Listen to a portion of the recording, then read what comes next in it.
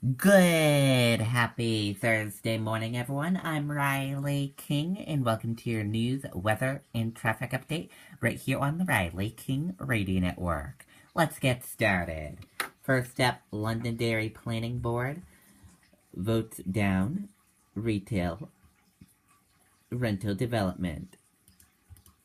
Let's take a listen to this video from WMUR News 9, Gene Mackin. Winnisquam Marine is having its fiberglass boat open house this Saturday and Sunday from 9 a.m. to 4 p.m. All three of their heated showrooms will be filled with crown lines, bay liners, and Heyday inboards. Choose the world-class quality of a crown line for a smooth, responsive ride, from the 18 Super Sport to the 350 Cruiser. Or try a bay liner for the most affordable fun on the water. Wakeboarders, check out the new Heyday inboard, designed to throw that massive weight. Pick out your new boat at the Fiberglass Boat Open House this weekend. Winnisquam Marine at the Winnisquam Bridge, Belmont.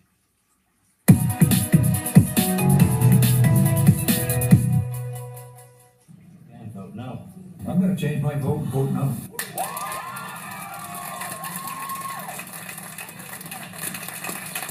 In a 4-2 decision, the Londonderry Planning Board voted down a multifamily rental property made up of a dozen apartment buildings totaling 288 units. It would sit on 60 acres off Stonehenge Road and Route 28. The Planning Board said legally the property owners met all of the conditions of a town ordinance, which has since been rewritten. But dozens of residents urged a no vote, citing traffic concerns and the impact on schools and on town services. The strain on the town's emergency department, the schools and the roads. I'm not against workforce housing. I understand the need for it. I'm against where they want to put it. It just makes absolutely no sense.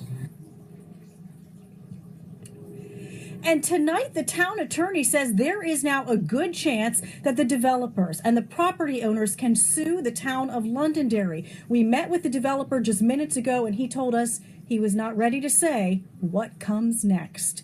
Live in Londonderry tonight, Gene Mackin, WMUR News 9. Okay, and there you go on that report. Company files for bankruptcy for second time in 2 years. Treble Electronics retail Radio Shack has filed for bankruptcy for the second time in just over 2 years.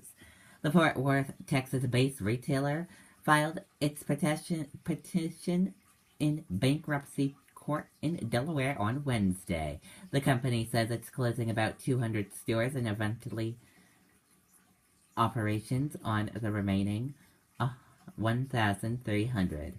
In a statement, Radio Shack President and Chief Executive Officer Dane Rogers said, since the company's bankruptcy filing in 2015, the retailer made progress in stabilizing operations, including reducing operation expenses by 23%. But Rogers says several reasons, including partnership with wireless carrier Sprint that provide not to be as profitable as expected, prompted the latest bankruptcy filing. General Wireless, partner of hedge fund Standard General, acquired the Radio Shack trademark and many of its stores after its 2015 bankruptcy. Parade organizers cite rainbow patches to ban gay vet groups. Let's take a listen to this video from WCVB Boston. And congestion. You feel blocked. And that group hopes to join the thousands who line the parade route every year, but says removing this patch on their uniform is an absolute deal breaker. And now Stop and Shop and other businesses apparently agree. It was an hour-long meeting between the South Boston Allied War Veterans Council, the St. Patrick's Day Parade organizer, and Outfits. There was no resolution. We came to an agreement. We're going to see if we can work things out. Last night, the council voted to keep the LGBTQ Veterans Organization out of this year's parade after it was allowed to march the past 2 years after decades of legal disputes. Parade organizers say during those 2 years, there were, quote, misconceptions. There were some violations that were made, and they needed to be discussed and worked out. No, you can read our code of conduct and see that we don't allow the portrayal of one's sexuality. Outvet says it was informed that violation is the rainbow patch on their uniforms and their flag.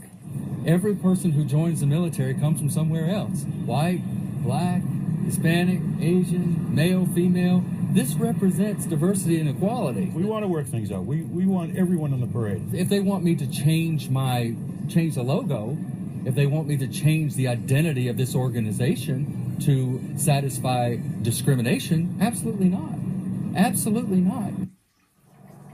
So other sponsors now, like the Dedham Savings Bank and Anheuser-Busch, are also threatening to boycott this parade entirely. Mayor Marty Walsh says he will not be marching unless changes are made.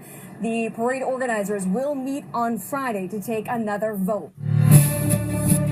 Okay, and there you go on that report.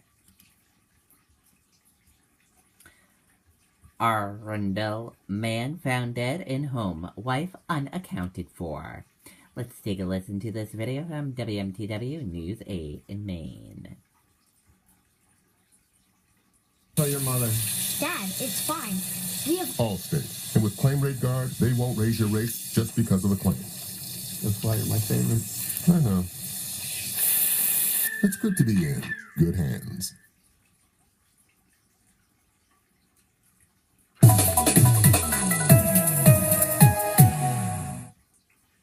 State police have identified the body that was found inside a home this afternoon.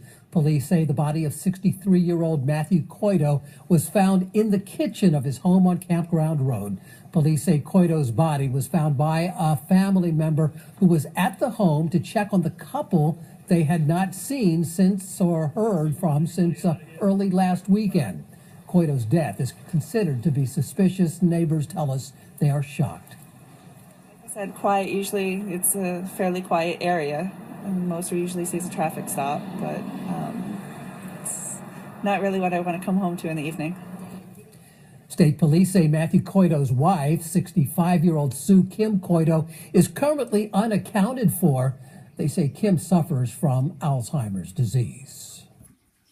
Okay, and there you go on that report.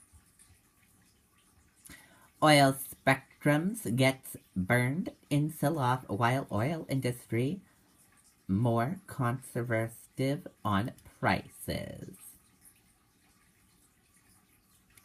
The sharp drop in oil prices Wednesday may have crushed some spectrum traders, but did not come as a big surprise to some oil industry executives who have been planning for price volatility.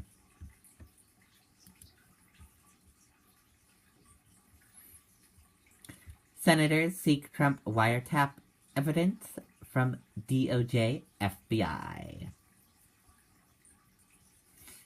A pair of senators are working together from across the aisles to get to the bottom of President Donald Trump's executive allegations that President Obama wiretapped the phones at Trump Tower during the 2016 election. Senator Lindsey Graham and Sheldon Whitehouse formally requested information from the Department of Justice and FBI Wednesday on any actions taken to listen in on calls from Trump's New York home and offices. And that does it for your news part. Now let's go to the weather. Any weather for today? Windy with a mix of sun and clouds. Highs in the upper 30s to near 40s. For tonight, partly cloudy, breezy and colder. Lows in the lower 20s. And that does it for your weather part. Now let's go to your traffic.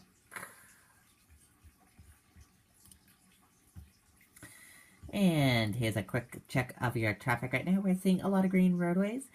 And only a couple tiny red and yellow areas. Otherwise, your traffic's moving pretty good on your Thursday morning.